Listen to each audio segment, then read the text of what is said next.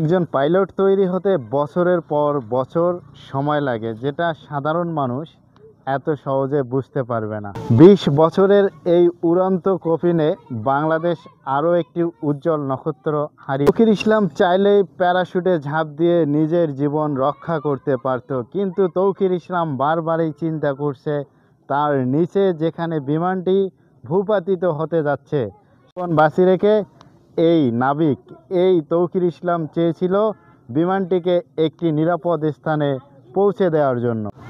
এই শত শত কিশোর কিশোরীদেরকে বাঁচিয়ে রাখার জন্য তৌকির ইসলাম তার জীবনের সর্বোচ্চ দিয়ে চেষ্টা করেছেন এবং লড়ে গিয়েছেন, কিন্তু শেষ পর্যন্ত এই যোদ্ধা, বাংলাদেশের একজন উজ্জ্বল নক্ষত্র, নিজেকেও রক্ষা করতে পারেননি, শিশুদেরকেও রক্ষা করতে পারেননি।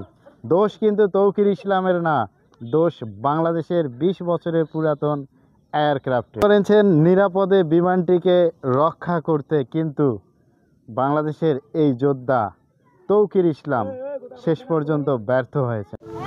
অবশেষে তৌকির ইসলাম নিজেও ওপারে চলে গেছেন, কিন্তু তিনি বাঁচিয়ে দিয়েছেন অসংখ্য শিশুদের জীবন। কোনো রূপকথার গল্প নয়, বাস্তবে একজন বীর পুরুষের গল্প। এই বীর পুরুষকে মনে রাখতে হবে তৌকির ইসলাম নিজের জীবনকে উৎসর্গ করেনি, তিনি হাজার হাজার প্রাণ বাঁচিয়ে রেখেছেন। আমি এই একজন ক্ষুদ্র কন্টেন্ট ক্রিয়েটর হিসেবে আপনাদের মাধ্যমে একটা মেসেজ দিতে চাচ্ছি, সেটা হচ্ছে তৌকির ইসলাম হয়তো আমাদের মাঝে নাই, আমরা তাকে এমনভাবে আমাদের ভিতরে বাঁচিয়ে রাখবো যেন যতদিন বাংলাদেশ থাকে প্রত্যেকটি বাংলাদেশের নাগরিক যেন মনে রাখে আমাদের একজন তৌকির ইসলাম পাইলট ছিল।